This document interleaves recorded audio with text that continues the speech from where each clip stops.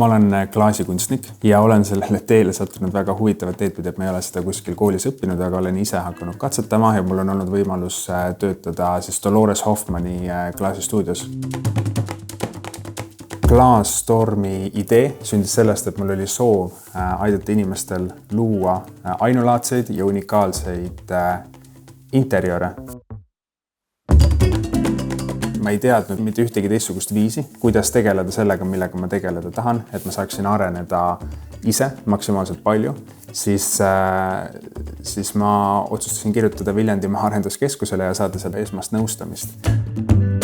No minu ootus Kesk-Eesti ettevõtlusinkubaatoriga liitumisel oli just see, et ma saaksin esimesed teadmised ettevõtlusest, saaksin esimest tuge, sest et mul varasem kokkupuude puudub just ka selline süsteemne lähenemine ettevõtlusele tervikuna.